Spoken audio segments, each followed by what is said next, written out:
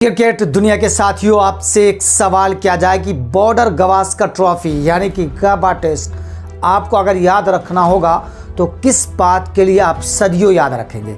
क्या आप याद रखेंगे कि विराट कोहली और रोहित शर्मा की फेल होती बल्लेबाजी ने कैसे टीम इंडिया को बर्बाद किया, या याद रखेंगे कि गाबा टेस्ट ख़त्म होते ही कैसे रविचंद्रन अश्विन ने भारतीय टीम को अलविदा कह दिया, या याद रखेंगे कि कैसे टीम जो है ऑस्ट्रेलिया दौरे में जद्दोजहद कर रही थी? बताएंगे पूरी खबर।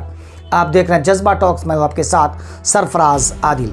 अगर आपको क्रिकेट का जज्बा है, क्रिकेट का जुनून है, तो हमारे चैनल को लाइक, शेयर और सब्सक्राइब ज़रूर कीजिएगा, क्योंकि यहाँ पर मिलती है क्रिकेट से जुड़ी वो खबर जो आप जानना चाहते हैं। साथियों, ऑस्ट्रेलिया वर्सेस टीम इंडिया गाबा टेस्ट, आप सब उनको याद ज़रूर रखेंगे, क्योंकि जिस तरह से ट्रेविस हेड और स्टीव स्मिथ ने तबाही मचाई थी, भारतीय बल्लेबाजों गेंदबाजों को जो है वो छक्के छोड़ा दिए थे, यानी 445 रनों का विशाल स्कोर, और उस विशाल स्कोर के बीच रुक रुक कर बारिश और आसमान में घने छाए बादल, और उस बादल के बीच, उस घिरे बादल के बीच टीम इंडिया इस विशाल स्कोर के जंजाल में फंसती हुई नजर आई थी। उसके बाद जैसे भारतीय बल्लेबाजों की बारी आई तो एक के बाद एक बल्लेबाज 445 रनों का विशाल स्कोर का पीछा करते हुए एक से एक धुरंधर बल्लेबाज, चाहे वो यशस्वी जायसवाल हो या रोहित शर्मा हो या ऋषभ पंत हो या विराट कोहली हो, तमाम वो बल्लेबाज जो पूरी दुनिया में जाने जाते हैं, वह एक के बाद एक बल्लेबाज जो है राहें नज़र आ रहे थे, यानी डग आउट के बाहर जाते जा रहे थे।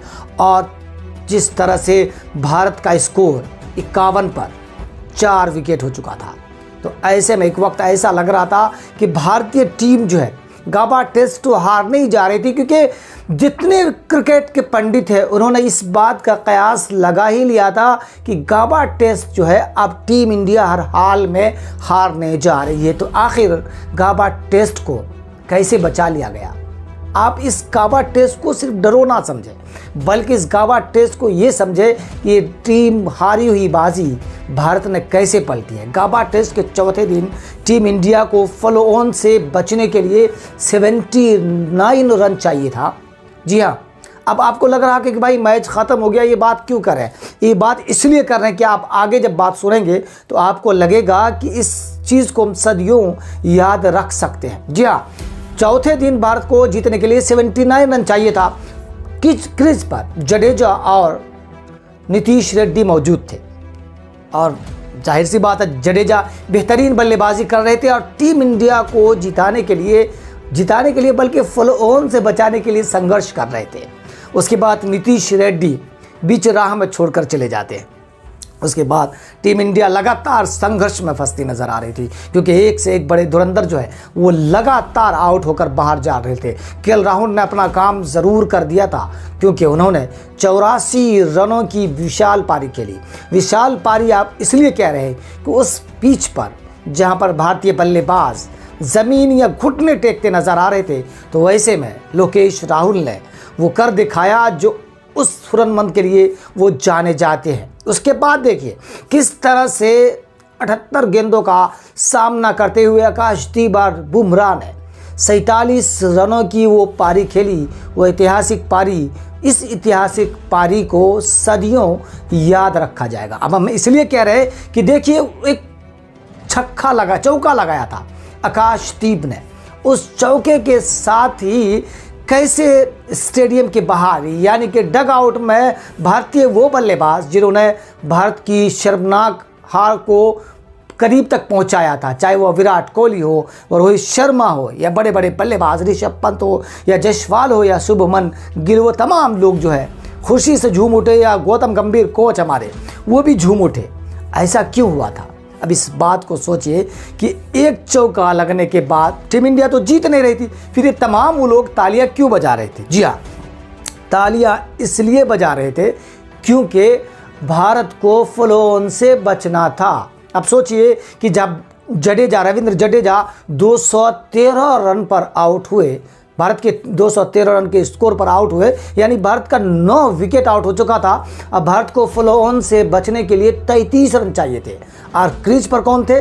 आकाशदीप और जसप्रीत बुमराह। यानी कि बुमराह ने भारत को बचाया था अपनी गेंदबाजी से, यहाँ पर भारत को बचाया है अपनी बल्लेबाजी से। आप बुमराह का 10 रन नहीं बल्कि उस 10 रन में 200 रन जोड़ दीजिए, जिस तरह से बुमराह ने भारत को बचाया है। तो अब इस बात से कि चौका लगा और सारे लोग जो है भारत के स्टेडियम के बाहर बैठे लोग ताली बजाने लगे। अगर भारत, क्योंकि भारत का स्कोर वहाँ पर 246 रन हो गया था, अगर भारत 245 रन पर आउट हो जाती तो भारत का लगभग हार तय माना जाता, क्योंकि भारत को ऑस्ट्रेलिया फॉलो ऑन खेलने के लिए देती। अगर ऑस्ट्रेलिया फॉलो ऑन खेलने के लिए भारत को देती, क्योंकि उनके पास ये वीटो पावर था, वो चाहती तो खुद को बल्लेबाजी करती या भारत को खिलाती। अगर भारत खेलता तो भारत की वहीं पर हार तय मानी जाती। अगर 246 रन से 1 रन कम भारत बनाती तो भारत की वहीं पर हार तय मानी जाती, क्योंकि भारत ने 246 बना दिया था, 245 रन था और जो है बुमराह या आकाशदीप आउट हो जाते तो भारत को फॉलो ऑन खेलना ही पड़ता। और भारत अगर फॉलो ऑन खेलता तो एक दिन, यानी कि भारत को एक दिन के अंदर, आधे दिन के अंदर ऑस्ट्रेलियाई गेंदबाज, चाहे वो मिचेल स्टार्क हो, पैट कमिंस हो या हेजलवुड हो, तमाम वो खिलाड़ी भारतीय बल्लेबाज को आसानी से सस्ते में निपट देता। और भारत, क्योंकि भारत 200-250 रन का भारत का वो लक्ष्य नहीं था जो वो उसको पार कर पाता। अगर पार कर पाता भी तो भारतीय टीम ऑस्ट्रेलिया को 30 या 40 या पिछले टेस्ट की तरह 19 रन देता स्कोर, उसके लक्ष्य को पीछा करने के लिए, जिसको आधे घंटे या 1 घंटे के अंदर ऑस्ट्रेलियाई बल्लेबाज T20 की तरह मारकर इस टेस्ट को जीत लेता। तो ऐतिहासिक इसलिए ये टेस्ट माना जाएगा कि कैसे लोकेश राहुल ने भारतीय टीम को हारने से बचाया।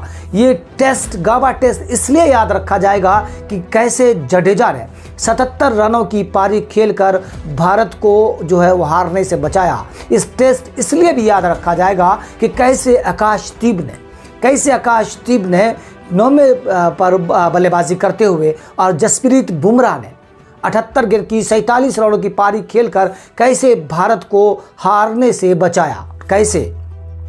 कैसे इन तमाम वो बल्लेबाजों ने, जिस तरह से भारतीय टीम हारने के कगार पर था। और आप याद रखेंगे गाबा टेस्ट को इसलिए भी कि वो टेस्ट जो भारत हारने वाली थी, जो क्रिकेट पंडित सब ने कह दिया था कि ये भारत जो है ये टेस्ट हारने वाली है, तो कैसे इन तमाम खिलाड़ियों को जो है वो भारतीय टीम को WTC के जो सपने को भारतीय टीम के इन पिछले के बल्लेबाजों ने कैसे बचाया। इसलिए ये गाबा टेस्ट इसलिए भी याद रखा जाएगा कि कैसे चौथे दिन भारतीय पिछले के बल्लेबाजों ने भारत को बचाया। गाबा टेस्ट आपको, अब देखिए हम आज इस रिपोर्ट को ज़रूर कर रहे हैं, लेकिन आप जब 10 साल के बाद एक मोमेंट याद करेंगे, तो आपको गाबा टेस्ट की यही यादें ज़रूर रखेगी कि कैसे चौका लगाकर आकाशदीप ने फॉलो ऑन से भारतीय टीम को बचाया था और स्टेडियम के बाहर सीनियर बल्लेबाज बैठे हुए थे और कैसे इस चौके पर तालियां बजाए थे। अब याद रखेंगे कि आखिरी दिन भारत कैसे जद्दोजहद करते हुए गाबा टेस्ट को बचाया था। जब 10 साल बाद आप इस रिपोर्ट को देखेंगे तो आपको इस मोमेंट को याद रखेंगे।